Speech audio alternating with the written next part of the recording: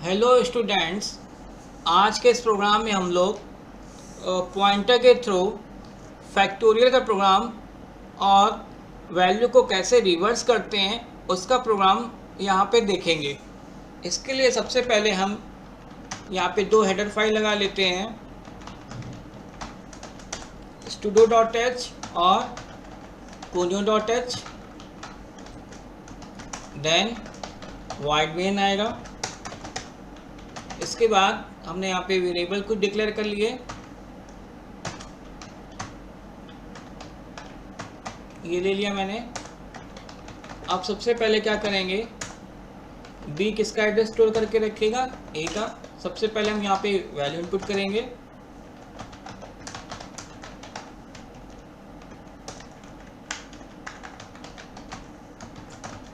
%d address of pointer B. Pointer किसका address store करके रख रहा है, ए का। अब यहाँ पे कैसे लिखोगे, d बराबर 1, d less than equal to pointer b, d plus plus,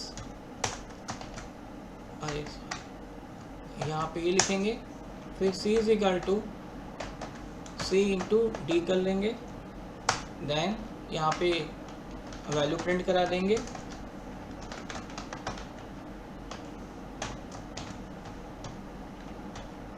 ये देन गेट cs लगा लेते हैं,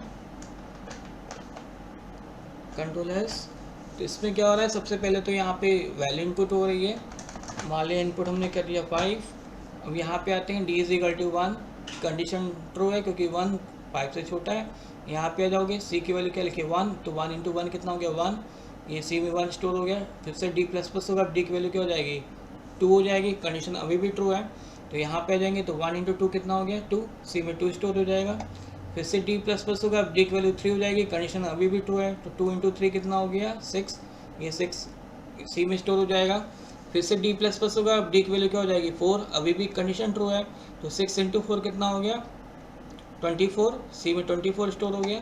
फिर से d प्लस प्लस हुआ, d की वैल्यू 5 हो गई, अभी भी कंडीशन ट्रू है। तो 24 इंटू 5 कितना हो गया 120, वो c में स्टोर हो गया।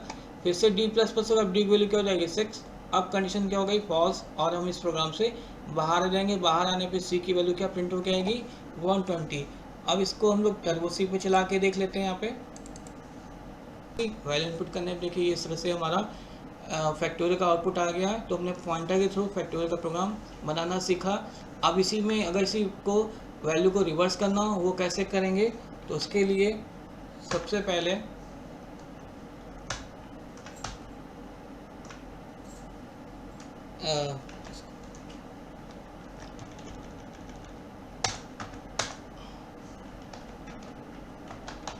फिर से सी में आते हैं। यहाँ पे थोड़े बहुत चेंजमेंट करने होंगे। सबसे पहले हमने एक वेरिएबल ले लिया a, फिर पॉइंटर b ले लिया, c की वैल्यू 0 कर लेते हैं और एक d वेरिएबल ले लेते हैं, सेल RSL लगा लेते हैं और b is equal to address of a। अब यहाँ पे इनपुट कर लेते हैं value, enter the value, scan of %d। यहाँ पे ये लगा लेंगे। अब क्या करेंगे, फॉर या वाइल कुछ भी लगा सकते हो हम, चलो वाइल से आपको बता देते हैं। यहाँ पे %d greater than v greater than 0।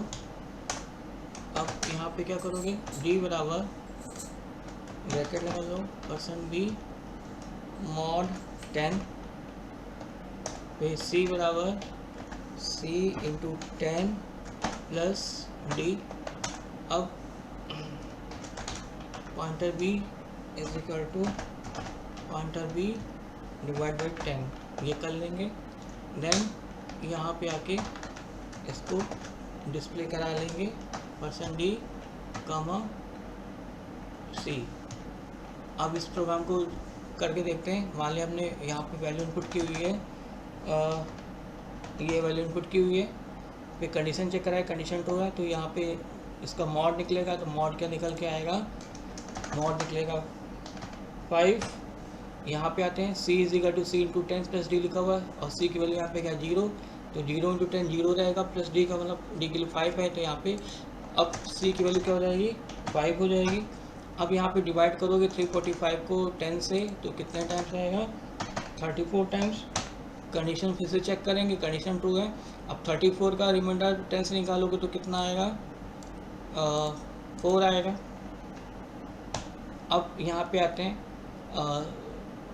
सी की वैल्यू कितनी आई थी 5, तो 5 इंटू 10 कितना हो गया 50, और प्लस 4 कितना हो जाएगा 54 आ गया। अब यहाँ पे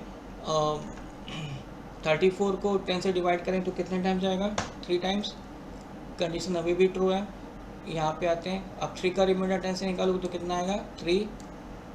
अब 54 इंटू 10 कितना हो जाएगा 540, प्लस 3 कितना हो गया 543 हो जाएगा। अब 3 को 10 से डिवाइड करो, अब ये नहीं जाएगा, तो कंडीशन क्या हो गई फॉल्स। फॉल्स होने पे लूप से बाहर आ जाएंगे, बाहर आने पे आउटपुट क्या आएगा 543, तो इस तरह से ये वैल्यू हमारी रिवर्स हो जाएगी। अब इसको टर्बो सी में कैसे चलाते हैं उसको भी वहाँ पे देख लेते हैं।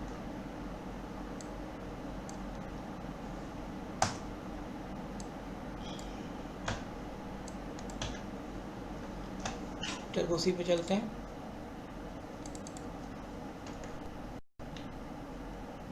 कंपाइल किया मैंने, ये वैल्यू दी और इस तरह से ये आउटपुट आ गया। तो इस तरह से हम यहाँ पे वैल्यू को रिवर्स कर सकते हैं पॉइंटर के थ्रू। तो होपफुली आपको मेरा ये वीडियो समझ में आया होगा। तो मेरे वीडियो को लाइक करना और सब्सक्राइब करना ना भूलें। Thank you.